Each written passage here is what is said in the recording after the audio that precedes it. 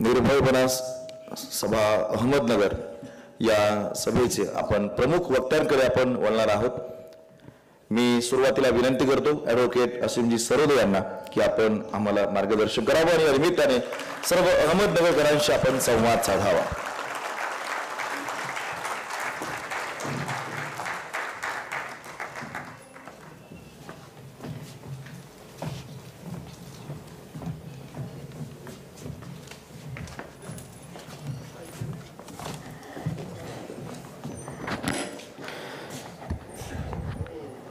या कार्यक्रमाचे आयोजक, कार्यक्रमाच्या अध्यक्ष ॲडव्होकेट निशाताई शिवूरकर, मंचावर उपस्थित माझे मित्र डॉक्टर विश्वंभर चौधरी, नगरमधील उपस्थित सर्वच मान्यवर बंधू भगिनींनो, सगळ्यांची नावं मी घेत नाही, पण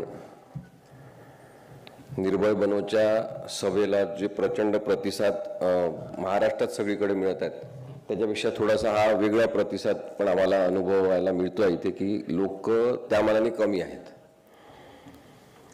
नगरमध्येच आपण मला वाटते एप्रिलमध्ये मार्चमध्ये आपण एक सभा घेतली, मागच्या वर्षी नाही, निखिल वागळेंची नाही, मागच्या वर्षी आम्ही एक सभा घेतली होती आणि शांभव वासावा आणि सगळ्यांनी आयोजन केलं होतं। त्याच्यामध्ये आपण त्या स्मारकाजवळ ती सभा घेतली होती, तर त्या सभेसाठी 50-60 लोक उपस्थित होते।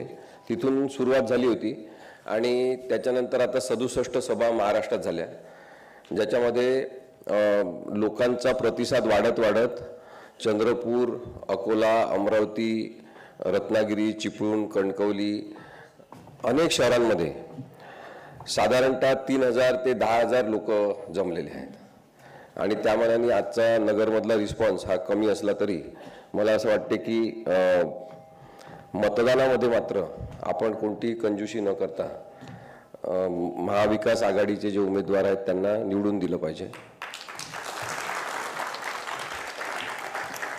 मोदींचे हात कमजोर करण्यासाठी ज्या ज्या गोष्टी करायच्या असतील त्या सगळ्या करण्याची वेळ आलेली आहे।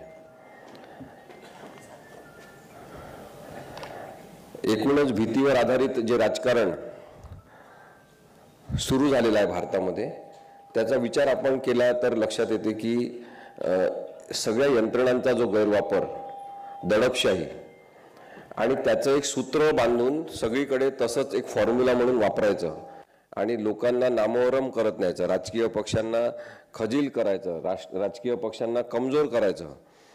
आणि एक उदाहरण मला आपल्याला देता येईल की आपण जेव्हा एखादा साप पकडतो, साप पकडणारे जे होते आधी तर ते लोक सापाला झटका द्यायचे जोरात शेपटीकडे धरून, त्यामुळे साप खिळखिळा होऊन जायचा आणि किती विषारी साप असला तरी तो नंतर केवळ आवाज करण्याशिवाय काही करू शकत नव्हता। तर असंच भ्रष्टाचारी लोकांना वेगवेगळ्या पक्षामधल्या हेरून त्यांच्या मागे ईडीची चौकशी यंत्रणा लावायची, त्यांच्या मागे पोलीस लावायचे, त्यांच्या घरच्या लोकांपर्यंत अटक होऊ शकेल, म्हणजे जसं अशोक चव्हाणांना भीती दाखवण्यात आली की तुमच्या मुलीवर, बायकोवर कारवाई होऊ शकेल, जसं मुंबईतल्या रवींद्र वायकर यांना सांगितलं की तुमच्या बायकोला आम्ही अटक करू, असं करून त्यांना आपल्या पक्षात घ्यायचं आणि सगळ्या भ्रष्टाचारी लोकांनी मिळून राजकारण आपल्या डोळ्यादेखत करायचं। हा जो हिंसक राजकीय प्रकार सुरू झालेला आहे याच्या विरुद्ध निर्भय बनो सभा ही सर्वत्र आम्ही घेत आहोत। नरेंद्र मोदी आणि अमित शहा यांचं नाव न घेता बोलायचं असेल तरी बोलता येऊ शकते, परंतु सध्या एका विषारी राजकारणाचे प्रतीक म्हणून या दोघांना आपण प्रवृत्ती म्हणून बघितलं पाहिजे। असे लोक राजकारणात नसले पाहिजे, अशा लोकांचं विष राजकारणात जे पसरलेलं आहे ते आपण कमी केलं पाहिजे। ही नागरिकांची जबाबदारी आता मतदानाच्या वेळेसच आपल्याला जास्त प्रभावीपणे निभावता येते, त्यामुळे निर्भय बनोच्या सभा आपण आता आयोजित करीत आहोत। सतत खोटं बोलणं, सतत खोटी आश्वासनं देणं आणि धर्मांधतेकडे राजकारण घेऊन जाणं हा जो स्थायी स्वभाव यांचा झालेला आहे याच्यामध्ये आपलं बिंडोकपणा सुद्धा सहभागी आहे। कारण की आपण सगळेजण लवकरच डोक्याचा आपल्या भडका उडतो, आपण लवकरच हिंदू मुस्लिम अशा धार्मिक दुहीमध्ये विभागला जातो आणि आपण तशा पद्धतीने विचार करायला लागतो आणि आपण बिंडोक आहोत याचा संपूर्ण अभ्यास या दोघांनी केलेला आहे आणि त्यामुळे ते सातत्याने आपल्याला भडकवण्याचा प्रयत्न करतात. महत्त्वाच्या प्रश्नांकडे दुर्लक्ष झालं पाहिजे आणि एका अत्यंत काल्पनिक अशा गोष्टीकडे. म्हणजे माझं असं स्पष्ट मत आहे की धर्म ही एक तशी पाहिली तर एक अशी संकल्पना आहे जी चांगलं वागायला शिकवते, जी इतरांवर परोपकार करायला सांगते.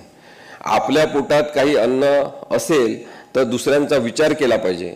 आपल्यासमोर एक चपाती असेल तर दुसऱ्या उपाशी माणसाला सुद्धा देण्याची आपली जबाबदारी आहे असं सांगणारा धर्म असतो. त्याच्यामध्ये कोणत्या धर्माचा कोणता माणूस आहे हे काही कधी शिकवलं जात नाही. पण यांनी दिसण्याच्या भरोशावर, वेगळं दिसणं, वेगळे काहीतरी संस्कार असणं, वेगळी संस्कृती प्रत्येकाची असणं, खाण्यापिण्याच्या वेगळ्या सवयी असणं, याच्या आधारे यांनी आपल्यामध्ये फूट तयार केली. आणि त्यामुळे यांचं जे विषारी राजकारण आहे ते सतत, आता पण आपण पाहतो की हे मुद्द्यांवर बोलतच नाही. नवीनच विषय आता यांनी आणलेला आहे. त्यांचं म्हणणं आहे की बाबरी मस्जिदची किल्ली कुलूप काहीतरी राम मंदिराला लावू देणार नाही. आता कोणी म्हटलं असं भारतामध्ये, असं कोणी म्हटलं की बाबरी मस्जिदीचं कुलूप राम मंदिराला लावू देणार नाही? म्हणजे काय, याचा अर्थ काय? कशासाठी तुम्ही हे वाक्य म्हणता? सुप्रीम कोर्टाने निर्णय दिला, मंदिर बांधण्याचे आदेश झाले, त्याच्यानंतर मंदिर बांधण्यात आलं. बाबरी मस्जिद किंवा जी काही मस्जिद असेल त्यासाठी वेगळी 5 एकर जागा देण्यात आली. ते केव्हा तरी मस्जिद बांधतील, त्याचं उद्घाटन करण्यासाठी सुद्धा सगळ्यांनी जरूर जावं राजकीय नेत्यांनी. आम्हाला काही त्याचं पडलेलं नाही आहे. पण जर वेगवेगळे ह्या 2 वास्तू झालेल्या आहे तर आता परत ही भीती जी काल्पनिक निर्माण करायची की हे काँग्रेसचं सरकार आलं तर ते मंदिराला कुलूप लावून टाकणार. हा मुद्दा कशासाठी? तुम्ही पाण्याबद्दल का बोलत नाही? तुम्ही रोजगाराबद्दल का बोलत नाही? तुम्ही गरिबीबद्दल का बोलत नाही? त्यांचं जाऊ द्या, इथे अहमदनगरमध्ये असलेले उमेदवार ते इथल्या पाण्याबद्दल का बोलत नाही? पाण्याचं दुर्भिक्ष आहे नगरमध्ये, दक्षिण नगरमध्ये अनेक ठिकाणी. तुम्हाला विनंती करतो, तुम्ही वक्त्यांना भाषण करू द्या, पाहिजे नंतर आपण बोलू द्या. पाण्याच्या प्रश्नाबद्दल आपण का बोलत नाही आणि इथले उमेदवार का बोलत नाही? इथले लोक कोण आहेत, कोण नेते आहेत ज्यांनी पाण्याचे टँकर सुरू केले, ज्यांनी पाण्याचे टँकर सुरू करणाऱ्या माफियांना वाव दिला, असे कोण लोक आहेत? त्यांच्याबद्दल का बोलत नाही नगरचे लोक? मगाशी श्यामभाऊने ते उदाहरण दिलं, कोणतरी मुलगा मुलगी बसले होते आणि त्याच्यावरून वादंग तयार झाला. इतके कमजोर मनाचे आपण कसे झालो आणि कधी झालो याचा विचार करायला पाहिजे. लव जिहाद नावाचं खोटं काहीतरी तयार करण्यात आलं, ते जास्त प्रभावी करण्यासाठी खोटे सिनेमे तयार करण्यात आले. केरळ स्टोरी नावाचा अत्यंत फोक्या असलेला सिनेमा, मी तुम्हाला अत्यंत स्पष्टपणे सांगतो, केरळ स्टोरी नावाचा एक खोटारडा सिनेमा यांनी काढला. कारण की धर्माच्या आधारे दुही निर्माण करण्यासाठी असा सिनेमा त्यांना आवश्यक आहे. कारण की नुसतं सांगून होत नाही, लोकांना दिसलं पाहिजे काहीतरी खोटं, आणि मग त्या सिनेमावर पैसा लावायचा. यांनी जे माध्यमं खरेदी केलेले आहेत त्यातून ते अनेकदा सत्य बातम्या, वस्तुस्थिती आपल्यासमोर येऊ देत नाही. केरळ स्टोरीच्या केसमध्ये काय झालं हे मी तुम्हाला सांगतो. केरळ स्टोरी या सिनेमाबद्दल अनेक आव्हानं प्रति आव्हानं न्यायालयात देण्यात आले. न्यायालयात जेव्हा केस सुरू होती तेव्हाची गोष्ट मी तुम्हाला सांगतो. जेव्हा न्यायालयामध्ये आव्हान देण्यात आले या सिनेमाच्या सत्यतेला आणि वस्तुस्थितीला, न्यायालयाने प्रश्न विचारला की तुम्ही हे ट्रेलर रिलीज केलं, या ट्रेलरमध्ये साधारणतः 30 ते 32 हजार मुलींचं अपहरण मुस्लिम लोकांनी केलं. लव जिहादच्या नावाखाली मुस्लिम तरुणांनी त्यांच्याशी लग्न केलं. काही जणींना परदेशात नेऊन विकलं किंवा काही जणांना कोणत्या तरी वाईट धंद्याला लावलं असं दाखवण्याचा तुम्ही प्रयत्न करताय. त्यांचं जबरदस्तीने धर्मांतर केलं असं तुमचं म्हणणं आहे. कोर्टाने विचारलं की तुमच्याजवळ याच्याबद्दलचा काही पुरावा आहे का? तर त्यांच्याजवळ कोणताही पुरावा नाही. त्यांनी सांगितलं कोर्टाने की 30-32 हजार मुलींचं जर अशा प्रकारे अपहरण झालं असेल आणि लव जिहाद आहे असं तुम्ही म्हणता तर हे अत्यंत गंभीर प्रकरण आहे. आम्ही याची कायदेशीर दखल घेऊ इच्छितो. कदाचित जनहित याचिका म्हणून ही दाखल होऊ शकते. तुम्ही हे 30-32 हजार मुलींचे नावं द्या. तर मग प्रोड्युसर, डायरेक्टर, या सिनेमाचे लेखक त्यांनी सांगितलं नाही, 30 हजार वगैरे मुलींची काही गोष्ट नाही, 3 मुलींच्या जीवनावर आधारित गोष्ट आहे. मग कोर्टाने विचारलं 3 मुलींच्या जीवनावर आधारित गोष्ट आहे तर मग ती तरी खरी आहे का? तर यांनी उत्तर दिले का नाही, ती खरी नाही आहे. सिनेमाच्या आवश्यकतेनुसार कल्पना विस्तार थोडा केलेला आहे. मग जर कल्पना विस्तार आहे तर पूर्ण सत्य घटनेवर आधारित नाही, तर तुम्ही तसं डिस्क्लेमर तिथे द्यावं लागते की ही स्टोरी सत्य घटनेवर आधारित नाही. ते तुम्ही केलं का? ते सुद्धा यांनी केलं नाही. आणि मग सिनेमाचं ट्रेलर कसं रिलीज केलं, ज्याच्यामुळे सगळ्या लोकांमध्ये प्रक्षोभ तयार झाला, राग निर्माण झाला. तर सिनेमाच्या ट्रेलरसाठी तुम्ही सेन्सॉर बोर्डाची परवानगी न घेता ते रिलीज करू शकता. याचं कारण तुमच्या मागे 2 जण असतात, त्यांच्या भरोशावर तुम्ही काही करू शकता असं तुमचा समज असतो आणि तुम्ही तसं करता.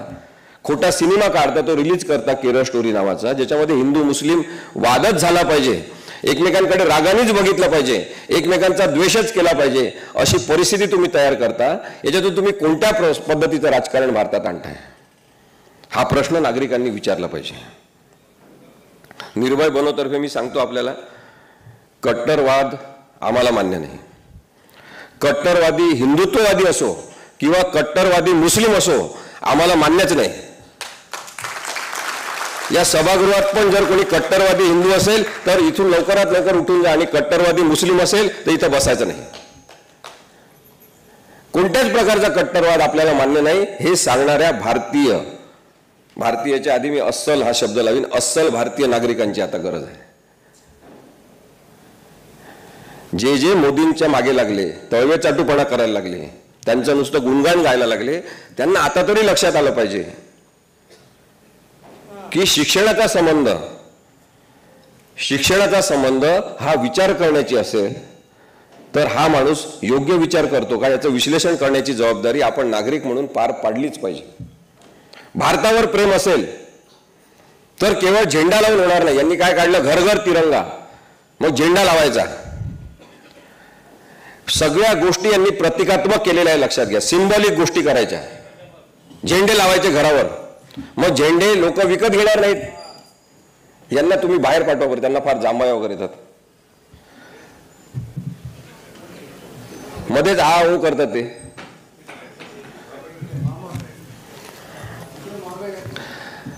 तर घर घर तिरंगा असा त्यांनी सगळीकडे कार्यक्रम सुरू केला. मग लोक स्वतःच्या पैशांनी तिरंगा घेणार नाहीत हे माहिती झाल्यावर त्यांनी पक्षातर्फे झेंडे काढले, झेंडे छापले, आपल्या कार्यकर्त्यांना झेंडे पाठवले, सगळीकडे गावभर वाटायला सांगितले, मग झेंडे लावा. लक्षात घ्या, भारतावर प्रेम करणं एवढं सोपं नाही. केवळ एक झेंडा लावून आम्ही भारतावर प्रेम करतो असं जर कुणाला वाटत असेल तर ते साफ चूक आहे. भारतावर प्रेम करायचं असेल तर प्रत्येक माणसावर प्रेम करावं लागेल. भारतावर प्रेम करायचं असेल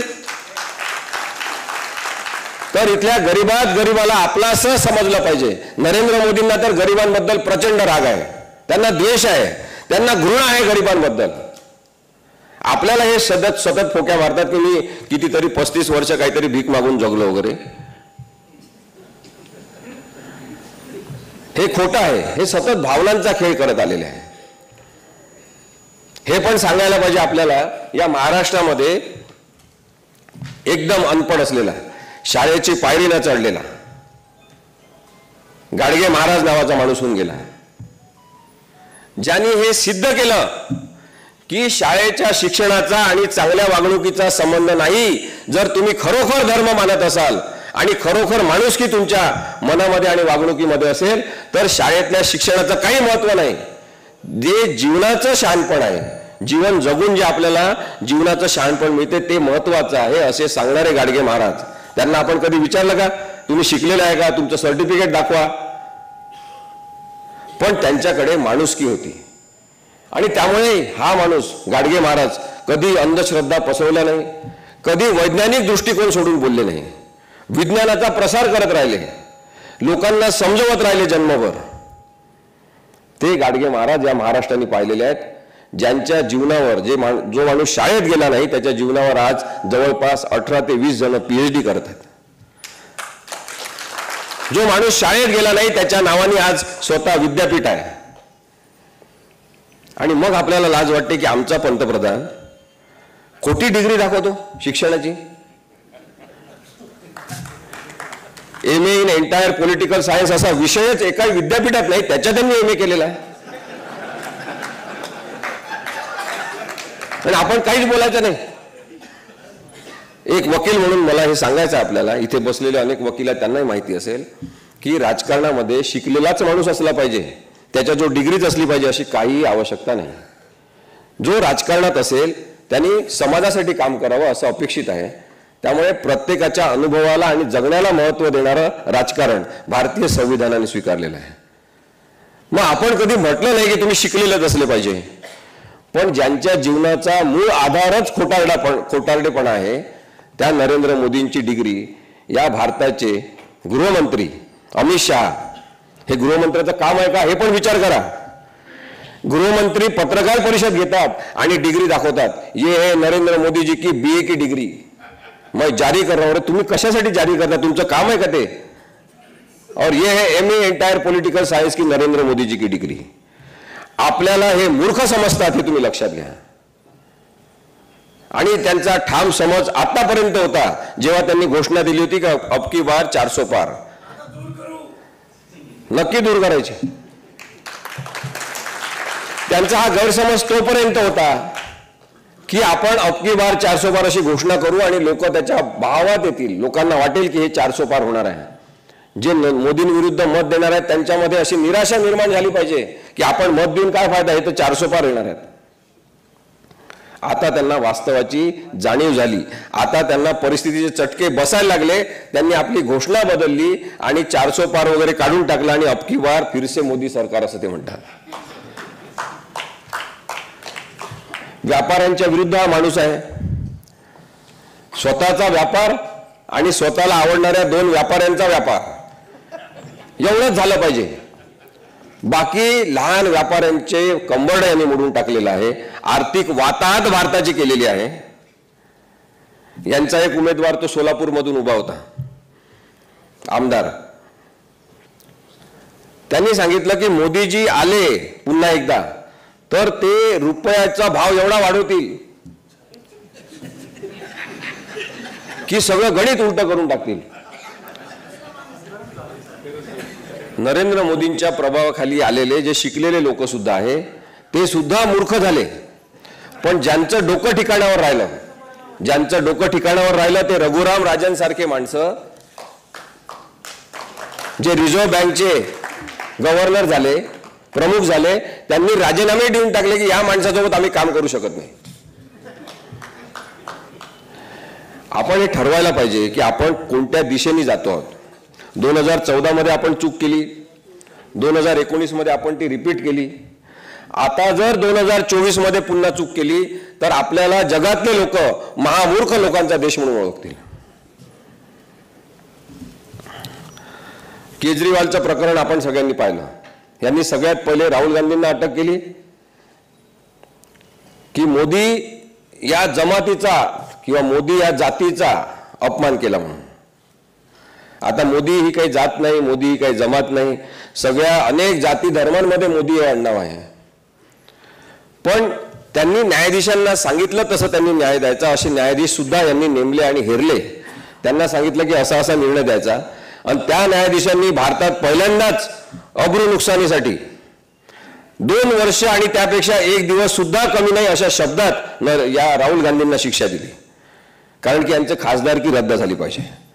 खासदारकी रद्द झाली, त्यांच्या बंगल्याची चाबी घाईघाईने मागण्यात आली. त्यांनी सुद्धा लगेच चाबी देऊन टाकली आणि ते बाहेर गेले. लढाई लढत राहिले. काही लोकांनी ज्या न्यायालयाने हा निर्णय दिला त्या न्यायाधीशांचं लगेच प्रमोशन झाल्यामुळे त्या प्रमोशनला चॅलेंज केलं आणि कोर्टाने यांचं प्रमोशन रद्द केलं. आणि तिकडे हायकोर्टात, सुप्रीम कोर्टात राहुल गांधींच्या बाजूने निकाल लागत गेले आणि सन्मानाने राहुल गांधी पुन्हा संसदेमध्ये. नरेंद्र मोदी हे भित्रे व्यक्ती आहेत. एकूण एक विचारधाराच भित्री आहे. आता इथे कोणी तशा विचारधाराचे लोक बसलेले असतील, त्यांना वाईट वाटेल, त्यांना त्यांच्या मनावर थोडासा परिणाम पडेल. त्यामुळे अशा लोकांना जर सहनशक्ती नसतील त्यांनी निघून जावं. कारण की आमच्या दोघांचं भाषण जरा अशाच प्रकारचं असते. आणि आम्ही 2003 पासून बोलतोय. मी 0% या माणसाच्या प्रभावाखाली आलो. याचा मला आनंद आहे की माझ्या आईवडिलांनी मला चांगली शिकवण दिली.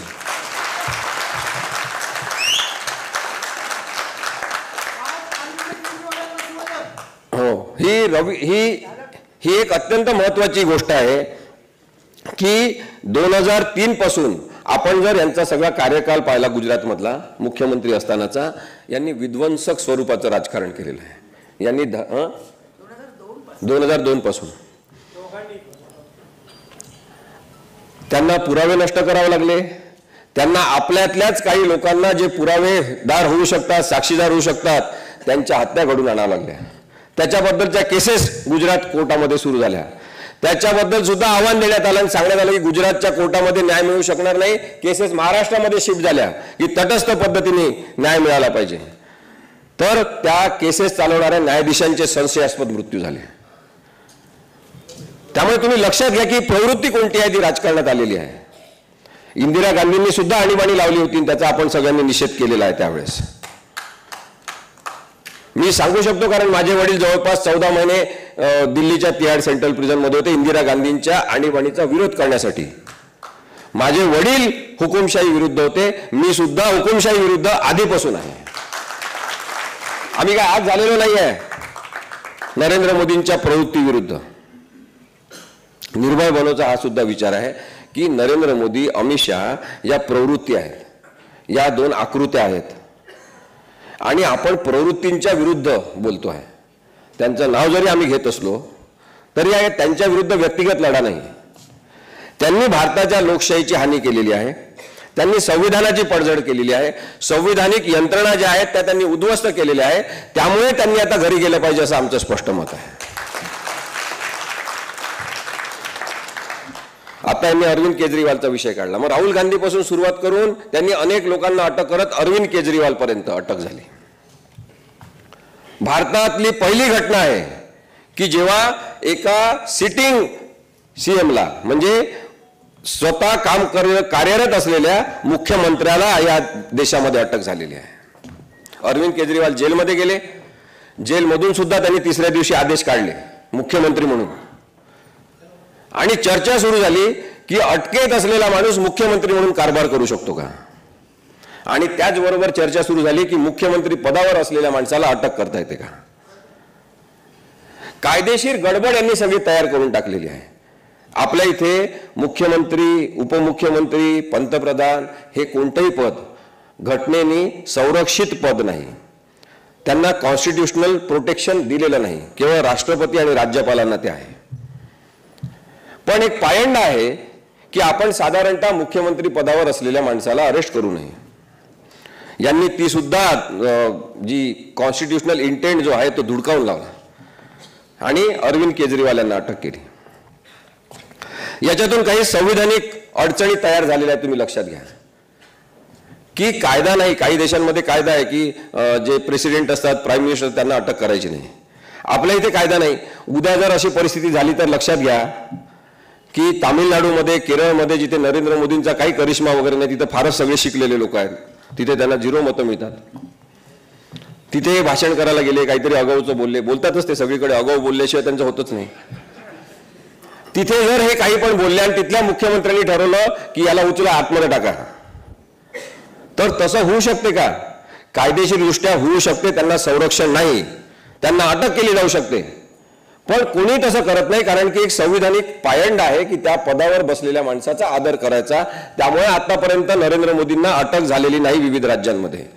पण आज नरेंद्र मोदींनी अरविंद केजरीवाल यांना अटक करून हा मार्ग आता मोकळा केलेला आहे की उद्या पुन्हा जर हे सरकारवर खरंच आले, हे म्हणतात तसं, किंवा हे पैसे देऊन विकत आणून परत काहीतरी येतील, हे येण्याची शक्यता मुळीच नाही आहे.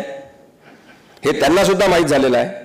पण जर ते आले आणि जर एखाद्या राज्याने असं सुरू केलं की यांना आल्यावर अटक करायची, तर अटक केली जाऊ शकते आणि त्याच्यातून संविधानिक गोंधळाची परिस्थिती निर्माण होईल. हे नरेंद्र मोदी आणि अमित शहा समजून घेत नाही. हा प्रॉब्लेम आहे. अरविंद केजरीवाल यांना अटक करण्यात आली. त्यांना सर्वात पहिले जेव्हा कोर्टामध्ये हजर करण्यात आलं तेव्हा कोर्टाने विचारलं की यांना कशाबद्दल अटक केलेली आहे. अरविंद केजरीवाल यांनी विचारलं मला कशाबद्दल अटक केलेली आहे. तर ॲडिशनल सॉलिसिटर जनरल राजू हे म्हणाले की तुमच्या विरुद्ध जबाब देण्यात आलेला आहे, तुम्ही 100 कोटी रुपयाचा की काय कोटी रुपयाचा घोटाळा केलेला आहे. अरविंद केजरीवाल यांनी लगेच विचारलं की ठीक आहे, माझ्याबद्दल कोणीतरी बयान दिलेलं आहे की मी घोटाळा केलेला आहे, मग मी आता बयान देतो कोर्टासमोर की नरेंद्र मोदी आणि अमित शहानी 100 कोटी रुपयाचा घोटाळा केला, तुम्ही त्यांना अटक करता का? अटक करता का तुम्ही? जे वकिली क्षेत्रात असतील त्यांना सगळ्यांना माहिती आहे, कायदा समजतो त्यांना सगळ्यांना माहिती आहे की कोणी कोणतंही बयान देईल त्या बयानच्या आधारावर, कोणाच्या तरी म्हणण्याच्या आधारावर केवळ कोणाला अटक होऊ शकत नाही. पण केवळ एका संशयास्पद माणसाने, ज्याने नंतर इलेक्टोरल बॉन्ड खरेदी केलेले आहे, त्या माणसाने स्टेटमेंट दिलं आणि तुम्ही एका मुख्यमंत्री पदावर बसलेल्या माणसाला अरेस्ट करता, ही अनैतिकता जी आहे ती असंवैधानिकता आहे, घटनाबाह्यता आहे. आम्ही जेव्हा म्हणतो संविधान बदलण्याचा प्रयत्न करतायत ते अशा प्रकारे करतायत की संविधानाला जे मान्यच नाही ते सुद्धा ते करून टाकतात, कारण की संविधानामध्ये स्पष्टता नसेल, काही गोष्टी लिहिल्या नसतील. डॉक्टर आंबेडकरांना वाटलं नसेल कदाचित की एवढे बदमाश लोक येतील की प्रत्येक गोष्ट लिहिलेली आहे काय पाहतील, त्यामुळे कदाचित सगळ्या गोष्टी लिहिलेल्या नाही आहेत. याचा अर्थ तुम्ही ज्या गोष्टी सायलेंट आहेत त्या सायलेन्सचा अर्थ कसा काढायचा याच्याबद्दल सुद्धा संविधान बोलते.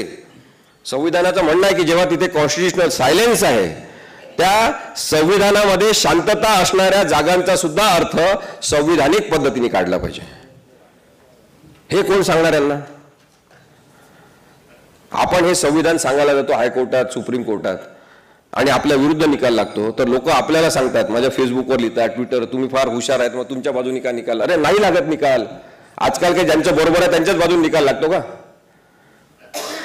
मी न्यायव्यवस्थेमध्ये काम करणारा म्हणून दररोज बघतो की कोण विकल्या गेलेले लोक तिथे बसलेले आहेत. तरी पण या व्यवस्थेवर विश्वास ठेवून आम्ही काम करतो की आज नाही उद्या व्यवस्था बदलेल, लोक बदलतील, ही रचना बदलेल आणि परत विश्वासपात्र काही लोक येतील किंवा जे विश्वासपात्र लोक तिथे आहेत ते लोकसूत्र आपल्या हातात घेतील आणि न्यायव्यवस्था जिवंत ठेवतील. अरविंद केजरीवाल यांना जामीन देताना सुद्धा अशाच प्रकारचं चित्र आपल्याला न्यायालयात दिसलं.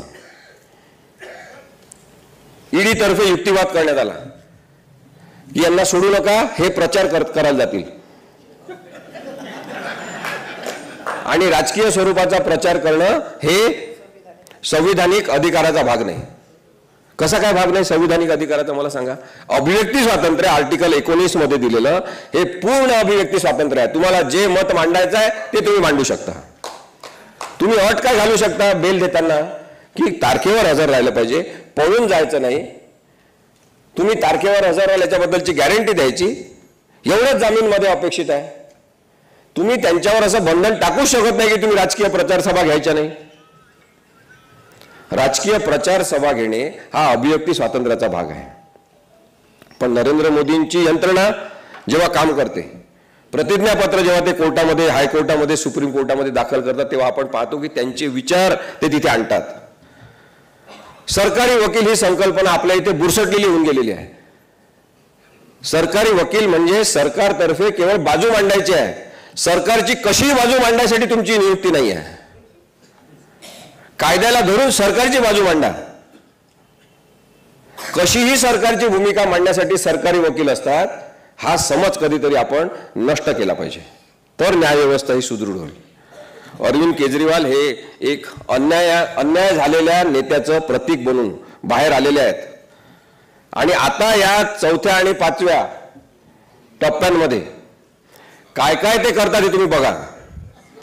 हा एकच माणूस आपल्याला धोकादायक आहे, राहुल गांधी हा माणूस आपल्याला धोकादायक आहे असं म्हणून यांनी त्यांना अटकाव करण्याचे जे प्रयत्न केले ते लोकशाहीला काळीमा फासणारे असं माझं स्पष्ट मत आहे.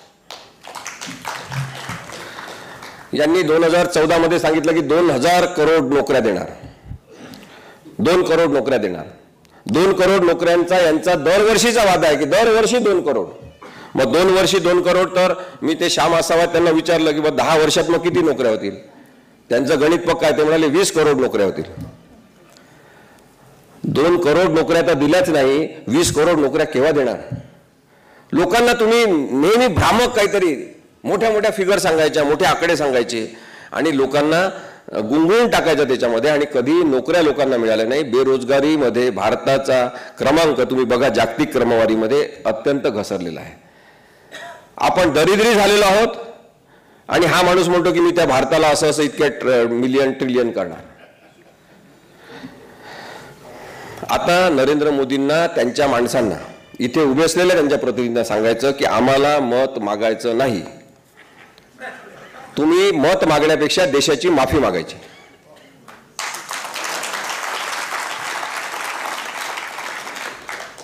आपली काही इथे सुजय विखे यांच्याशी दुश्मनी आहे का? काही नाही. पण ते चुकीच्या पक्षात आहेत. ते खोट्या बाजूकडून आहेत. ते खोटारडेपणाची भूमिका घेत आहेत एका महाखोटारड्या माणसासोबत राहून. त्यामुळे आता त्यांना आपण निवडून देऊ शकत नाही. तरीही ही परिस्थिती असूनही मंदबुद्धी लोकांची संख्या काही कमी होताना दिसत नाही.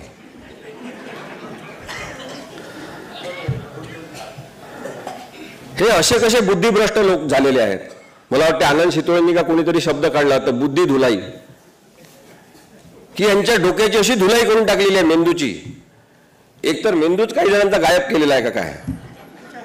अशा पद्धतीने ते नरेंद्र मोदींची बाजू मांडतात, बाजू घेतात. हे अत्यंत विदारक चित्र आहे, लक्षात घ्या. आपण शिकलेला समाज आहोत, आपण विचार करणारा समाज आहोत. आपण विचार करण्याची गरज आहे. यांच्यापैकी एका भगवे कपडे घातलेल्या साधूंनी त्या दिवशी सांगितलं, त्याचा व्हिडिओ पण व्हायरल झाला.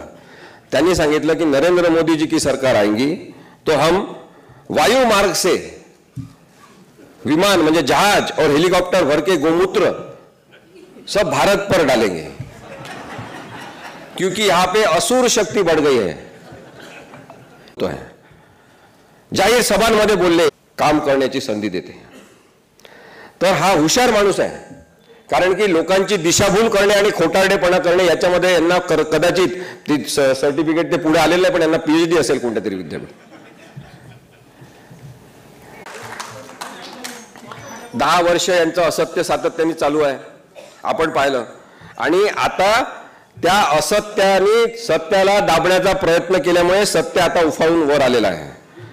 आणि म्हणून दुराग्रही सत्तेविरोधात नागरिकांचा एल्गार म्हणून या सगळ्या मोहिमेकडे आपण पाहायला पाहिजे. त्यातली जिवंत स्त्री मात्र तिला तुम्ही आदर देत नाही. ही कोणती संस्कृती आहे? त्या मणिपूर मधल्या नग्न स्त्रिया मदतीसाठी टाहो फोडत होत्या, धावत होत्या, त्यांचे कपडे फाडून टाकलेले होते आणि यांचे कार्यकर्ते त्यांच्या मागे धावतात त्यांचे शरीर ओरबाडून टाकण्यासाठी आणि बलात्कार करण्यासाठी. ही कोणती संस्कृती आहे? हा धर्म आहे का आपला? असंच यांनी गुजरातमध्ये केलं होतं, तुम्ही लक्षात घ्या. आणि म्हणून या प्रवृत्तीबद्दल आपलं म्हणणं आहे, ती कोणत्याही जाती धर्माची प्रवृत्ती असो ती आपल्याला अमान्य आहे. हे आपण सुरुवातीपासून जर सांगितलं असतं तर यांना कदाचित अशा प्रकारे सत्तास्थानी येताच आलं नसतं. परंतु या भारतामध्ये असे लोक आपण पाहिले की त्या धर्माच्या लोकांवर अन्याय अत्याचार झाले, बरं झालं. एक तर तो मुख्यमंत्री झालेला आहे, त्यांनी सांगितलं होतं, भर सभेत सांगितलं होतं की यांच्या स्त्रियांचे प्रेत उकरून काढाल, त्याच्यावर बलात्कार करा. ही कोणती संस्कृती आहे? ही विकृती जी आपण प्रस्थापित केलेली आहे ती चुकीची आहे, लक्षात घ्या. आणि म्हणून आपला विरोध कट्टरवादाला असलाच पाहिजे. कट्टर वागणुकीला प्रत्येक विरोध असला पाहिजे. आपला स्वातंत्र्याबद्दलचा लढा आहे, आपला क्षमतांबद्दलचा म्हणजे एबिलिटी बद्दलचा लढा आहे की आपल्या क्षमता ज्या आहे, काम करण्याच्या क्षमता, मेहनत करण्याच्या क्षमता, मेहनत घेऊन जगण्याच्या शक्यता या वाढवल्या पाहिजे. आणि त्याच्यासाठी मोदींनी कधी काम केलेलं तुम्ही सांगा? याच्याबद्दल कधी ते बोलले का? तुम्ही सांगा. अंधश्रद्धेबद्दल हे बोलतात, अंधश्रद्धा पसरवतात, अवैज्ञानिक बोलतात. ते कधी सांगतात की एका इंटरव्यू मध्ये त्यांनी सांगितलं की मैं तो पहली बार ये बोल रहा हूं, ज्यादा किसी को बोला नहीं है. पण जेव्हा लढाई करायची होती तेव्हा मग सगळ्या त्यांच्या तज्ञांना, जे मोठे मोठे सैनिक आहेत, सैनिकी पदावर आहेत, मोठे मोठे अनुभव असलेले लोक आहेत, त्यांना सुद्धा कळत नव्हतं. पण मला एक सामान्य बुद्धीने कळलं की पाऊस आहे, ढग आलेले आहेत, त्याच्यातून जर विमान गेलं तर काही कोणाला दिसणार नाही, रडारवर पण ते दिसणार नाही. बिंडोक माणसाला तुम्ही निवडलं तर असंच बोलणार. असं कधी असते का? रडारवर सगळं काही दिसत असते. कोणी लहान मुलांनी आपल्या तुमच्या घरातलं ऐकलं यांचं हे म्हणणं, तर त्यालाही असं वाटायला लागेल एवढा मोठा माणूस पंतप्रधान असलेला असं म्हणतो, कदाचित असंच असेल. त्यामुळे अत्यंत शास्त्रीय दृष्टिकोन असला पाहिजे. आणि काहीच कळत नसेल असं समजा, काहीच कळत नसेल तर निदान आपल्याला काय कळत नाही हे कळणारा माणूस आपल्याला पाहिजे. त्यांनी मान्य केलं पाहिजे मला या गोष्टी कळत नाही, मी याच्यासाठी तुमचा सल्ला घेतो. हे कुणाचा सल्लाच घेत नाही, कारण की स्वतःला विश्वगुरू समजतात. असा जो अहंभाव असलेला माणूस आहे तो नसावा, याच्यासाठी आपला सगळी लढाई सुरू आहे. आरक्षणाचे मुद्दे येतात त्याच्याबद्दल हे काही बोलत नाही. इथे लढाया सुरू होतात आरक्षणाच्या, लोक मोर्चे काढतात, लोकांना त्रास होतो, त्याच्याबद्दल हे बोलत नाही. आणि इथले यांचे जे राजकीय लोक आहेत या राज्यातले, ते आरक्षणाचे मुद्दे जिरवून टाकण्यासाठी आंदोलनं फोडतात, आंदोलनं विखुरले पाहिजे असं करतात, त्यासाठी पैसे वाटप काही जणांना करतात. हे किती वाईट आहे. लोकांना काही आरक्षणच पाहिजे असं नाही. ते कशामुळे आरक्षण मागत आहेत? कारण की त्यांची अवहेलना झालेली आहे, त्यांना काम करायचं असूनही काम मिळत नाही, आणि म्हणून त्याच्याबद्दल बोलायला पाहिजे. आणि मग राहुल गांधी म्हणतात ते बरोबर आहे, कास्ट बेस्ड सेन्सस झाला पाहिजे, जातनिहाय जनगणना झाली पाहिजे. एकदा माहिती करून घ्या, माहिती होऊ द्या जगाला की जातीवर आधारित जे गरिबी जी आहे ती किती आहे, रोजगाराची संधी किती जणांना पाहिजे आहे. हे एकदा कळल्यावर आपण चांगल्या पद्धतीने योजना बनवू शकतो. हा काही चुकीचा विचार आहे का? माझं तर म्हणणं आहे की कास्ट बेस्ड सेन्सस सोबतच स्किल बेस्ड सेन्सस सुद्धा झाला पाहिजे. इथे गिरीश भाऊ कुलकर्णी आहेत, काम करतात, लोकांना कामं शिकवतात, लोकांना काम करण्यासाठी उद्युक्त करून कामासाठी योग्य बनवतात. हे आहे माणसं उभं करण्याचं काम. राजकीय पक्ष उभं करणं म्हणजे माणसं उभं करणं नाही, हे लक्षात घ्या. हे केवळ राजकीय पक्षावर प्रेम करतात स्वतःच्या. त्यामुळे संसदेतली यांचे भाषणं तुम्ही बघा, ते केवळ राजकारण प्रेरित भाषणं असतात. हे सतत राजकारणाबद्दल बोलतात, जे अत्यंत चुकीचं आहे. आणि त्यामुळे नैतिकतेवर आधारित विकासाचा दृष्टिकोन आणण्यासाठी सुद्धा आम्ही सगळेजण प्रयत्न करत आहोत. इथे आता जे पुस्तकांचं प्रकाशन झालं त्याच्यामध्ये इलेक्टोरल बॉन्ड बद्दल सुद्धा एक पुस्तिका लिहिली आहे. तुम्ही सगळ्यांनी ते विकत घेऊन वाचा. इलेक्टोरल बॉन्डचा घोटाळा काय आहे ते त्यात लिहिलेलं असेल. मी तुम्हाला काही शब्दात ते सांगण्याचा प्रयत्न करतो. कायदा करण्याची पद्धत अशी आहे की तुम्ही संसदेमधल्या दोन्ही सभागृहात कायद्याचं स्वरूप मांडा, तिथे तो कायदा पारित करून घ्या, आणि मग त्याला कायद्यात रूपांतर करून तुम्ही तो कायदा अस्तित्वात आणा. त्याच्यावरचे आक्षेप, त्याच्यावरचं लोकांचं म्हणणं हे समजून घ्या, एवढंच असते. पण यांना माहिती होतं की आपण एक चुकीचा आणि खोटारडेपणा वाढवणारा कायदा करतो आहे. त्यामुळे इलेक्टोरल बॉन्डचा कायदा मनी बिलच्या माध्यमातून यांनी आणला, आणि त्यामुळे तो केवळ लोकसभेत मांडला. मनी बिलच्या माध्यमातून काही मांडलं तर ते राज्यसभेत नेण्याची गरज नाही, कारण यांना राज्यसभेत कोणताही विषय जाऊ द्यायचा नव्हता, कारण की राज्यसभेत यांचं बहुमत नाही. आणि मनी बिलच्या माध्यमातून 2017 मध्ये निवडणूक रोखे इलेक्टोरल बॉन्ड हा कायदा त्यांनी तयार केला, आणि त्याद्वारे सगळीकडून फंड जमा केला. मग आता जे सांगतात अमित शहा आणि मोदी, त्या पक्षाने घेतलं नाही का, या पक्षाने घेतलं नाही का, त्यांना फायदा झाला नाही का? यांना माहिती होतं की इतर राजकीय पक्ष सुद्धा त्यांना सुद्धा याच प्रक्रियेतून इलेक्टोरल बॉन्ड घ्यावं लागणार, पण सगळ्यात जास्त निधी आपण जमा करणार हे त्यांना माहिती होतं, कारण की आपल्याजवळ धंदा आहे. आणि आज 6,500-7 हजार कोटी रुपयाची संपत्ती असलेला एक बलाढ्य भारतीय जनता पक्ष, जगातला सगळ्यात श्रीमंत पक्ष, जो भ्रष्टाचारावर आधारित असा मोठा एक भस्मासूर सारखा उभा राहिलेला आहे.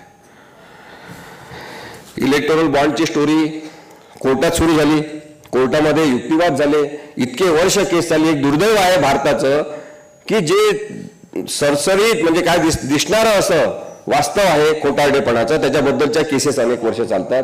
2024 मध्ये निर्णय दिला सर्वोच्च न्यायालयाने, सांगितलं की इलेक्टोरल बॉन्ड हा प्रकार घटनाबाह्य आणि बेकायदेशीर आहे.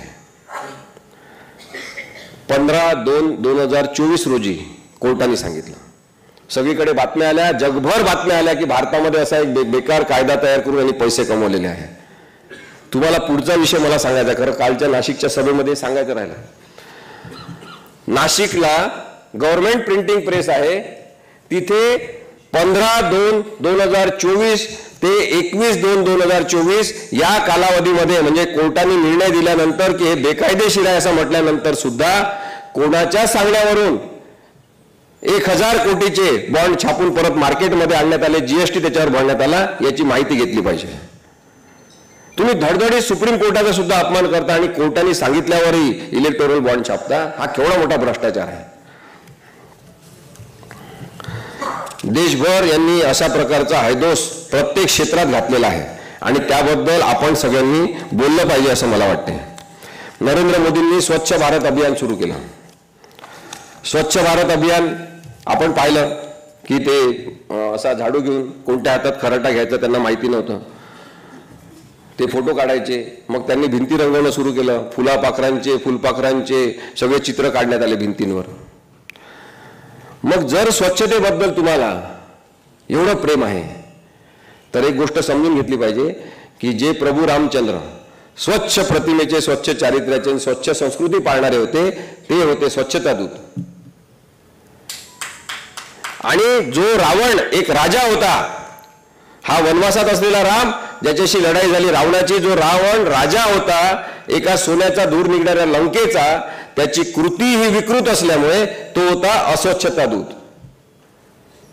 आणि अशाच प्रकारे नरेंद्र मोदींची तुलना सुद्धा आपल्याला करायला पाहिजे. कारण की यांनी G20च्या संदर्भात जेव्हा मीटिंग झाली तेव्हा गरीब लोकांना असं झाकून दिलं, मोठे मोठे बॅनर लावून, पोस्टर लावून, पडदे लावून, की गरीब लोक दिसायला नको, घाण दिसायला नको. आणि म्हणून मला असं वाटतं की मोदींच्या या सगळ्या व्यवहारांचा आपण विचार करायला पाहिजे.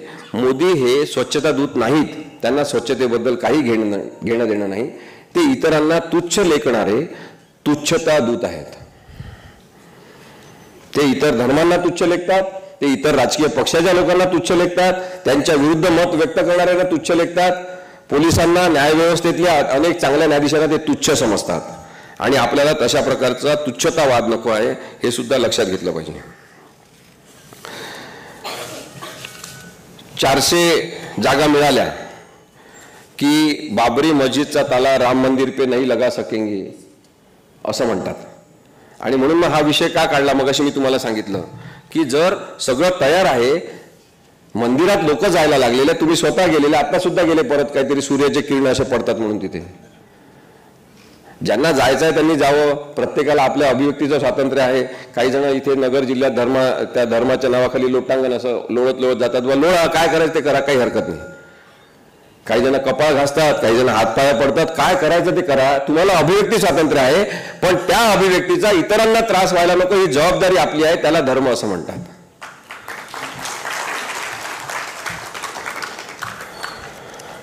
हे काहीही सांगून, म्हणजे जाहीर भाषणामध्ये काही बोलतात. त्यांनी मध्यंतरी सांगितलं की राजस्थानमध्ये भाषण होतं, त्यांनी सांगितलं, ते आता विश्वंभर आमचे मित्र अनेक त्यांच्या गोष्टी सांगतील, पण त्यांनी राजस्थानमध्ये सांगितलं की राजस्थान सोबत माझं फार जुनं नातं आहे. आणि कारण की त्यांना काही नातं मिळालं काही पण जोडतात. त्यांनी सांगितलं की जो राणा प्रताप यांचा चेतक घोडा होता त्याची आई गुजराती होती.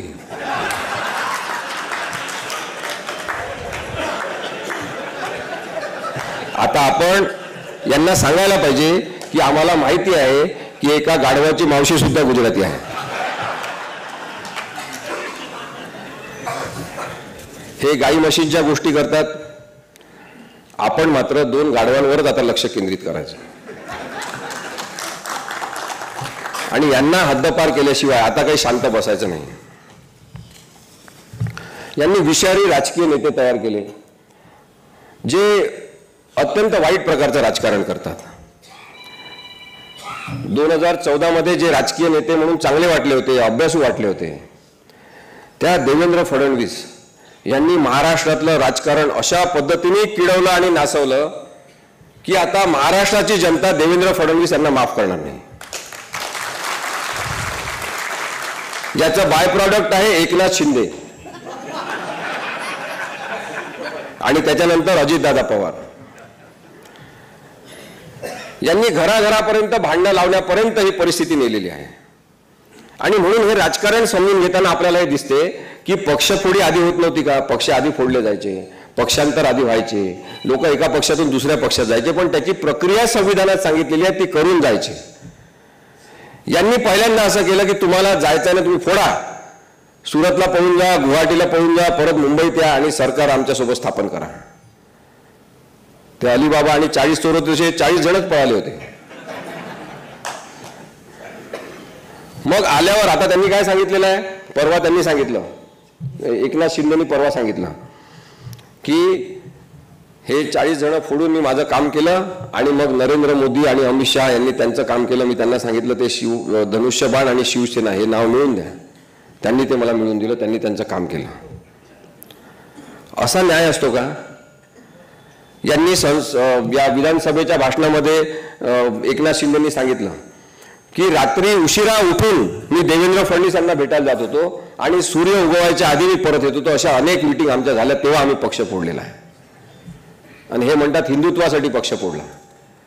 मग जो हिंदुत्वासाठी बोलतो त्याला हिंदूंचे सण माहिती पाहिजे, हिंदूंचे वार माहिती पाहिजे, हिंदूंचे उत्सव माहिती पाहिजे.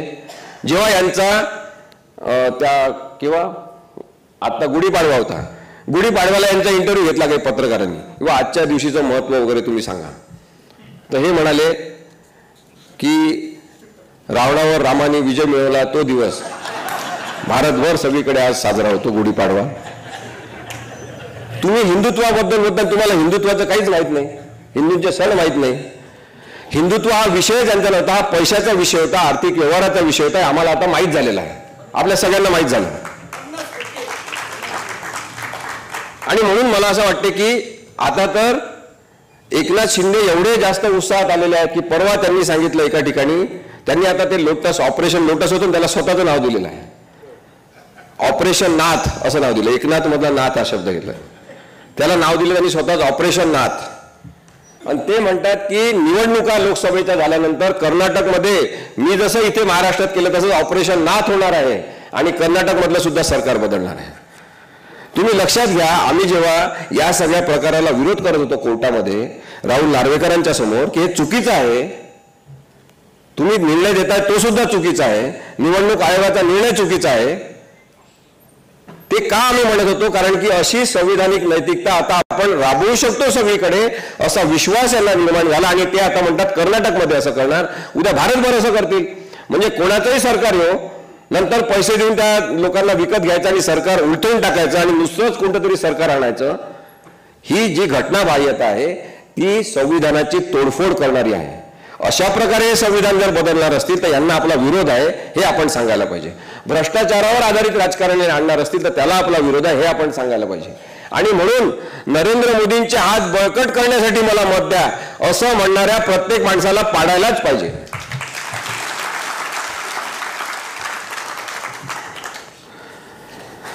अनेक गोष्टी आहेत, रोटी, कपडा, मकान, शुद्ध हवा याच्याबद्दल कोणी बोलत नाही, पिण्यायोग्य पाण्याबद्दल कोणी बोलत नाही. नगरमधले तर अनेक प्रश्न मला माहिती आहे. मी इथल्या नदीची केस चालवलेली आहे, मी इथल्या कचरा डेपोची केस चालवलेली आहे. माझा नगरशी खरोखरचा संबंध आहे.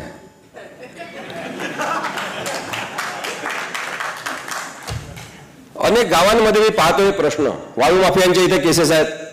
कोणीतरी बोलतात का, म्हणजे जाऊ द्या ते विरोधी पक्षाचे कोण उमेदवार असतील, कोणत्या पक्षाचे असतील, सगळ्याच राजकीय पक्षाच्या लोकांनी या नदीबद्दल बोललं पाहिजे, त्या नदीवर झालेल्या आक्रमणाबद्दल बोललं पाहिजे, अतिक्रमणाबद्दल बोललं पाहिजे. मोकळे करा ते अतिक्रमण, नदीचा श्वास घेऊ द्या, नदीचं पाणी शुद्ध करतो असं तुम्ही लोकांना वचन द्या, नदीचा घाणेरडा वास आम्ही नष्ट करू हे सांगा, पाणी पुरवू हे सांगा. इथे ज्यांनी पाण्याचे टँकर माफिया वाढवलेले आहेत त्यांना शिक्षा देण्याची वेळ आहे आणि त्याच्यामुळे तुम्ही मतदान त्यांच्या विरुद्ध करा.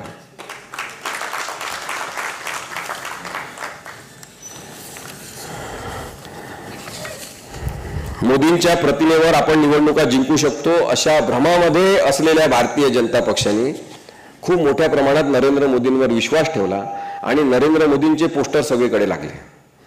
पुण्यामध्ये असेल, इथे असेल, मला माहित नाही इथे कोणते पोस्टर लागलेले आहेत. पुण्यामध्ये तर असे पोस्टर होते की नरेंद्र मोदी एकटे असा मोठा त्यांचा बॅनर आणि त्यांच्यावर भगवी शाल, कधी असं कपाळावर ते पांढरं भस्म लावलेलं, कधी असे गंध लावलेले, कधी ओम काढलेले आणि त्यांच्या हातात काहीतरी लोटा वगैरे, काहीतरी पूजेचं साहित्य, एखादी थाळी वगैरे असं. आणि ते असे त्यांचा तो फोटो आणि त्याच्या खाली लिहिलेलं की यांना संस्कृतीच्या रक्षणासाठी, धर्माच्या रक्षणासाठी मत द्या. हे काही पद्धत आहे मत मागायची? हे असे जे अवतार घेऊन सगळे फोटो ते लावत आहेत, जणू काही हिंदू धर्माचे रक्षक आहेत. आपल्याला आता ठरवायचं आहे की आपल्याला पंतप्रधान निवडायचा आहे का मंदिरातला पुजारी निवडायचा आहे. यांना नकारच द्यायला पाहिजे असं माझं स्पष्ट मत आहे. मोदींना जे वाढीव महत्व त्यांच्याच पक्षातल्या लोकांनी दिलं, सगळीकडे वाढवलं. की मोदी फार चांगले बोलतात, मोदींचं वक्तृत्व फार चांगलं आहे, सगळे विषय त्यांना कळतात, काय ओघवती शैली आहे, असं यांनीच पसरवलं, आपल्या डोक्यात बिंबवलं आणि आपल्याला वाटलं की मोदी फार हुशार आहेत. मोदींची काय ओळख आहे जगामध्ये? मोदींची ओळख आहे टेलिप्रॉम्प्टर नेता. टेलिप्रॉम्प्टर काय असते? या बाजूला एक, या बाजूला एक, असे ते टेलिप्रॉम्प्टर लावतात टीव्ही सारखे, त्याच्यात पाहून पाहून हे बोलतात. आणि जेव्हा जेव्हा टेलिप्रॉम्प्टर बंद पडलेला आहे, यांचा आवाज बंद पडलेला आहे. आणि म्हणून अशा माणसाच्या भरोशावर निवडणुका जो पक्ष लढवत आहे, त्यांच्याबद्दलचं वास्तव आता काय आहे? आता परिस्थिती प्रचंड बदललेली आहे. आणि आता असं झालेलं आहे की यांचेच उमेदवार असलेले अनेक जण सांगतात की नरेंद्र मोदींना आमच्या प्रचाराला पाठवू नका, आम्ही आमचं पाहून घेतो. कारण की जिथे जिथे जातात तिथे काही बोलतात, बरळतात, बेताल वक्तव्य करतात, मूर्खपणाची विधानं करतात आणि त्या माणसाला मिळणारे मतं सुद्धा कमी व्हायला लागलेले आहेत. नरेंद्र मोदी हे इतक्या ठिकाणी आहेत, म्हणजे सगळीकडे यांचे फोटो लावले, तुम्ही बघा सगळीकडे फोटो, पेट्रोल पंपापासून, विमानतळापासून, रेल्वे स्टेशनपासून, बस स्टेशनपासून सगळीकडे फोटो, मूत्री घरावर सुद्धा यांचे फोटो. मी त्या दिवशी विश्वंभरशी बोलतो होतो, आपण कुठे गेलो होतो? मला वाटते चिपळूणला. आम्ही सकाळी मॉर्निंग वॉक घेत होतो. मी म्हटलं ते रेल्वे स्टेशनवर आम्ही गेलो चिपळूणच्या, तिकडे पण त्यांचे फोटो होते. मी विश्वंभरला म्हटलं पण गमतीने की याच्यानंतर जर सरकार बदललं तर एक मंत्रालय याच्यासाठी नेमावं लागेल की नरेंद्र मोदींनी सगळीकडे लावलेले फोटो काढून टाकायचे, ते मंत्रालय. एवढ्या ठिकाणी बारकाईने यांनी फोटो लावलेले आहे. स्वतःच्या प्रेमात अत्यंत बुडून गेलेला हा माणूस आहे. पंडित नेहरूंची नक्कल करतात, पंडित नेहरूंना शिव्या घालतात. कोणतं काही काम करू शकत नसेल तर त्याच्यामध्ये पंडित नेहरूंचं भूत आडवं आलेलं असते. इतके वर्ष त्या माणसाला मरून झाले पण हा माणूस अजूनही त्यांच्याशी स्पर्धा करतो. मग यांना कोणीतरी सांगितलं की पंडित नेहरू फार देशासाठी काम करायचे, सकाळी उठून काम करायचे, पहाटे 3 वाजता, कधी थोडा वेळ झोपायचे आणि काम करायचे. जेव्हा काम असेल तेव्हा ते करत असतील. पण मग यांनी असं पसरवणं सुरू केलं स्वतःबद्दल की नरेंद्र मोदी हे झोपतच नाही, 2 तास 3 तासच झोपतात आणि बाकी देशासाठीच काम करत असतात.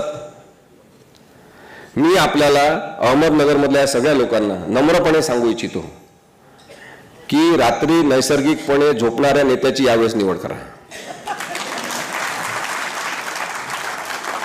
इथे काही डॉक्टर असतील, त्यांना हे चांगल्या पद्धतीने कळेल की ज्याची झोप पूर्ण होत नाही तो माणूस चिडचिडा होतो, ज्याची झोप पूर्ण होत नाही त्याचं मानसिक संतुलन बिघडते, जो पूर्णपणे झोपत नाही तो माणूस निर्णय घेऊ शकत नाही, तो माणूस रागीट होतो, तो माणूस हिंसक होतो. नरेंद्र मोदींची अवस्था आज तशीच झालेली आहे. त्यांना झोपेची गरज आहे, त्यांना झोपण्यासाठी घरी पाठवा.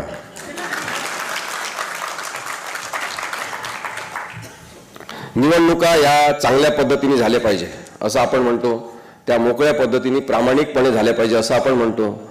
आणि सुरतमध्ये पहिला निकाल येतो, 2024 मधला पहिला खासदार सुरतमधून निवडला गेलेला आहे. त्याचं नाव तुम्ही शोधा, पण त्याचं आडनाव फार इंटरेस्टिंग आहे. त्याचं आडनाव आहे दलाल. पहिला 2024चा निवडून आलेला माणूस दलाल आहे, म्हणजे त्यांचं आडनावच आहे. ते कशा पद्धतीने निवडून आले?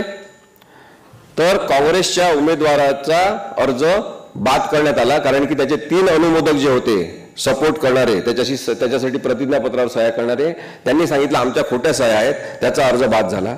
आणि बाकी अपक्षांना सुद्धा शांत करण्यात आलं, त्यांनी सुद्धा आपले अर्ज काढून घेतले. आणि मग एकमेव हा माणूस राहिला भाजपचा दलाल, त्याला निवडून देण्यात आला. आता इथे सुद्धा कायदेशीर घटनात्मक प्रश्न आहे की जर ईव्हीएम मशीनवर नन ऑफ द अबव म्हणजे यापैकी एकही लायक नाही असं बटन तुम्ही दिलेलं आहे, तर एक उमेदवार जरी उरला असेल आणि काही जणांना जर म्हणायचं असेल मतदारांना की हा सुद्धा लायकीचा नाही, तर तुम्ही ती संधी द्यायला पाहिजे.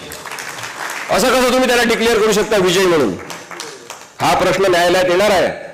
आणि नॉट ऑफ द अबाऊ किंवा नन ऑफ द अबाऊ या सगळ्या बटनाचा जो जोक करून टाकलेला आहे निवडणूक आयोगाने, त्याच्याबद्दल सुद्धा कधीतरी निर्णय घेणं आवश्यक असणार आहे. नरेंद्र मोदी हे लोकांना भावनाशील करतात, तशा पद्धतीचं राजकारण करतात आणि सातत्याने आपण पाहिलेलं आहे की ते लोकभावनांशी खेळतात. यांनी जेव्हा पहिल्यांदा पंतप्रधान झाले तेव्हा त्यांनी संसदेच्या पायऱ्यांवर डोकं टेकवलं. संसदेच्या पायऱ्यांवर डोकं टेकवलं. भारतीय माणूस अत्यंत भावनाशील झाला. ते आपण चित्र पाहत होतो जेव्हा ते जात होते संसदेत पहिल्यांदा. आणि मग आपल्याला लक्षात आलं की असं कोणीच केलेलं नाही आहे की संसदेच्या पायऱ्यांवर डोकं टेकून संसदेत हा माणूस प्रवेश करतो आणि म्हणतो की हे संसद भवन नाही, केवळ हे लोकशाहीचं मंदिर आहे. आपल्याला फार भारी वाटलं, काय माणूस आहे. म्हणजे त्या संसद भवनाला सुद्धा लोकशाहीचं मंदिर म्हणतो, एवढं पावित्र्य या माणसाने मनात आणलेलं आहे. हा माणूस खरा पंतप्रधान भारताचा आहे. पण लक्षात घेतलं पाहिजे आता 10 वर्षांनी तरी की यांच्याच संस्कृतीत वाढलेला, यांच्याच विचारधारेचा असलेला एक माणूस, त्यांनी सुद्धा महात्मा गांधींना पहिले पाया पडून नंतर गोळ्या घातलेल्या होत्या. आणि आज नरेंद्र मोदी तेच करत आहेत की संसदेच्या पायावर नाटकी पद्धतीने डोकं टेकवणारा हा माणूस आज संविधानावर गोळ्या झाडतोय आणि संविधानाच्या चिंधड्या करतोय. लोकशाही नष्ट करणाऱ्या या माणसाला, या प्रवृत्तीला आपल्याला आता राजकारणातून हद्दपार केलं पाहिजे. जोपर्यंत, आता मी एक वाक्य सांगतो, कोणाचा ओळखा, जोपर्यंत नरेंद्र मोदी आणि अमित शहा सारखे लोक या भारतीय राजकारणाच्या परिघावरून नष्ट होत नाही, हद्दपार होत नाही, तोपर्यंत लोकशाही जिवंत होणार नाही. कोणाचं वाक्य आहे? राज ठाकरेंचं वाक्य आहे. त्या राज ठाकरेंवर काय वेळ आणली आज बघा. नारायण राणेंचा प्रचार करायला बिचारे राज ठाकरेला जावं लागलं. काय अवस्था आहे. विरोध आहे खरोखरचा. राज ठाकरे सारख्या वाघाला यांनी कोंडून ठेवलेला, मांजर केलेला आहे.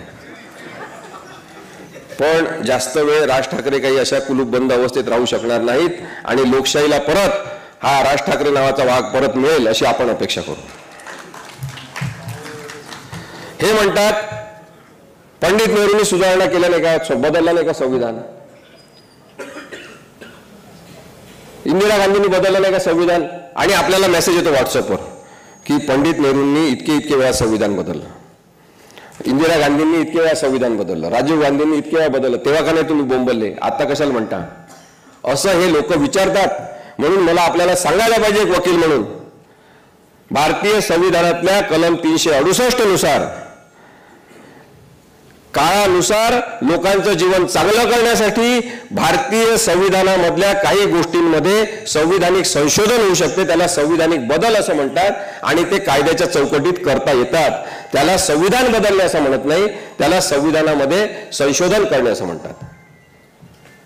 पण संविधानाची जी मूलभूत चौकट आहे, म्हणजे राज्यपाल आहे, राष्ट्रपती आहे, ज्यांनी जम्मू काश्मीरमध्ये केलं की पहिले विधानसभा बरखास्त करून टाकली, मग सांगितलं की इथली विधानसभा म्हणजेच राज्यपाल आहे. मग राज्यपालांनी ठराव केला आणि पाठवला राष्ट्रपतीकडे की आम्हाला 370 कलम नको आहे. हे असंविधानिक आहे. हे जे संविधानाची मोडतोड करत आहेत त्याच्याबद्दल आपला आक्षेप आहे. आणि म्हणून आतापर्यंत सगळ्या मनमोहन सिंग, PV नरसिंहराव, सगळ्या पंतप्रधानांनी जे संविधानिक बदल केले ते संसदेमध्ये मांडून मंजूर करून घेतलेले आहे. आपल्या मनमर्जीनुसार संविधानाची मोडतोड त्यांनी केली नाही. हे लोक संविधानाची मोडतोड करत आहेत आणि म्हणून आपल्याला यांच्याबद्दलचे आक्षेप घ्यायला पाहिजे. लोकशाहीचं संविधानीकरण आपल्याला करायचं आहे. महात्मा गांधींचं खरं तर म्हणणं होतं की संविधानीकरण करणं लोकशाहीचं हे सुद्धा चुकीचं आहे. कारण की आपल्या जगण्यात, समाजाच्या वागणुकीत ती संविधानिकता असली पाहिजे की लोकशाही जिवंत झाली पाहिजे. पण आज ती अवस्था नाही आणि त्यामुळे आपल्याला जास्त मोठ्या पद्धतीने काम करावं लागेल. सगळीकडे मोदी मोदी मोदी असा नारा सुरू असताना यांनी जी स्वतःचा चेहरा सगळीकडे दाखवून एक किळसवाणी प्रक्रिया सुरू केली. लहान लहान मुलं सुद्धा आता यांचा चेहरा बघून घाबरायला लागलेले आहेत. अनेक जण टीव्हीवर यांचं भाषण असेल तर बदलून टाकतात. मोठे जे लोक आहेत वयाने, ते विनोद काय आज करणार म्हणून यांचं भाषण ऐकतात. आणि म्हणून असा माणूस आपल्या इथे पंतप्रधान म्हणून नसला पाहिजे. कारण की भारत काही एवढा वाईट देश नाही. एक राजकीय तत्वज्ञांनी सांगितलेलं आहे की तुम्हाला तुमची लायकी असेल तसा नेता मिळेल. आपली लायकी इतकी वाईट नाही हे निदान आता 10 वर्षांनी आपण ओळखलं असेल तर यांना पाडलं पाहिजे. शेवटचा मुद्दा मला सांगायचा आहे की आम्ही 67 सभा घेतल्या. आता ही सभा शेवटची झाल्यानंतर कल्याणपासून मुंबईमध्ये सगळ्या आमच्या सभा सुरू होणार आहे. आपल्या इथे वकिली करून एक जण मोठे झाले, विशेष विशेष विशेष म्हणून आपण त्यांना फार वकिली क्षेत्रात असलेले इथे काही सरकारी वकील आहेत, मी नावं घेत नाही. अनेक जण महाराष्ट्रामध्ये सरकारी वकील हुशार आहेत, पण यांनी जबरदस्तीने अनेक महत्वाच्या केसेस आपल्याकडे ओढून घेतल्या, त्यातले साक्षीदार फोडले आणि त्या केसेस जिंकल्या. बरं, आता आपण समजा अन्यायग्रस्त लोकांना यांनी मोफत सहाय्यता दिली असेल, गरीब लोकांच्या केसेस चालून मी तुम्हाला न्याय मिळवून देतो म्हणून वकिली केली असेल, त्याचं उदाहरण दाखवा एखादं. तसं सुद्धा उदाहरण नाही. आणि आता हे निवडणुकीला उभे राहिलेले आहेत आणि हे म्हणतात मी कसाबला फाशी दिली. पैसे घेतले तुम्ही वकिलीचे, त्या करोडो रुपये खर्च झाले तुमच्यावर. तुम्ही जर मोफत कसाबची केस चालवली, तुम्ही देशभक्तीपर चालवली असं आम्ही म्हटलं असतं. आम्ही परवा जळगावला होतो, जळगावच्या लोकांना आम्ही आश्वासन दिलेलं आहे की तुम्ही जे पार्सल तिकडे पाठवलेलं आहे ते आम्ही सुखरूप परत पाठवू. जातीय आणि धर्मांध पद्धतीने जे वकिली करणारे लोक आहेत त्यांचे प्रतीक आहेत. अनेक गोष्टी त्यांच्याबद्दलच्या आता यायला लागलेल्या आहेत आणि म्हणून मी त्यांना साधा मेसेजच पाठवला की जनतेच्या न्यायालयात तुमचं स्वागत आहे. पण जनतेच्या न्यायालयात हे म्हणता येणार नाही की जेवढं विचारलं तेवढंच बोला, बाकीचं बोलायचं नाही. हे तुम्हाला आता म्हणता येणार नाही. लोकांच्या प्रश्नांची उत्तर द्यावं लागतील. लोक तुमचा पण हिशोब काढणार. वकील असलेल्या लोकांनी जरूर राजकारणात गेलं पाहिजे. सुरुवातीला खूप मोठ्या प्रमाणात, जवळपास माझ्या माहितीनुसार 62% वकिली क्षेत्रातले लोक राजकारणात होते. त्यांनी अत्यंत चांगले कायदे आणले, उत्तम कायदे येतील, लोकांचा उपयोग होईल असं पाहिलं. त्याच्यामुळे वकिलांनी, कोणत्या क्षेत्रातल्या चांगल्या लोकांनी राजकारणात गेलं पाहिजे. परंतु ज्या पद्धतीने तुम्ही तुमच्या कर्तृत्व नसलेल्या गोष्टींचं भांडवल करून तिथे निवडणूक जिंकण्याचा प्रयत्न करताय, तो चुकीचा आहे हे आम्हाला सांगायचं आहे. म्हणून आम्ही तिथे सुद्धा जाऊन आम्ही 3 सभा घेणार आहोत. नरेंद्र मोदी आणि अमित शहा या प्रवृत्तीबद्दल हे सगळं बोलत असताना आपण सातत्याने हे लक्षात ठेवलं पाहिजे की यांना हरवलं जाऊ शकते आणि ते शक्य आहे. या 67 सभा 70 सभा झालेल्या असताना आम्ही नक्की सांगू शकतो की महाराष्ट्रामध्ये 48 पैकी फक्त 10 जागा महायुतीला मिळू शकतील, बाकी सगळ्या जागा यांच्या पडणार.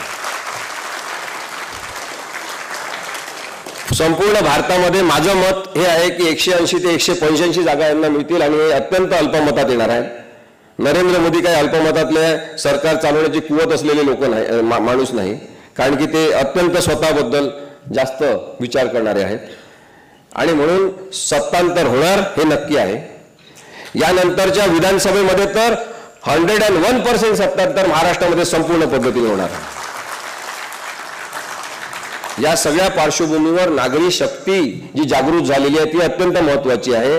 ही निवडणूक लोकांनी आपल्या हातात घेतलेली असल्यामुळे आता हे हुकुमशाहीच्या विरुद्ध उभे आहेत लोक आणि लोकशाही जिवंत करण्यासाठी माणसं उभे झालेले आहेत. मतदार म्हणून मोठ्या संख्येने मतदान करण्यासाठी जा, लवकरात लवकर मतदान केंद्रावर पोचा, अनेक लोकांना सांगा आणि मतदान करण्याचा आपला कायदेशीर हक्क बजावून आपण हे सरकारचं शुद्धीकरण यावर्षी केलंच पाहिजे.